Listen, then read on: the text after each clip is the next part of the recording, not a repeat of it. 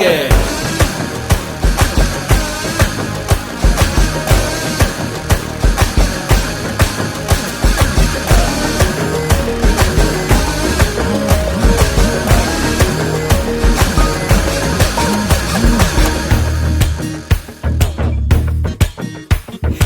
Apple போன போல கையில எடுக்கவா, உன்னை அப்படியே டச் பண்ணி கொடுக்கவா.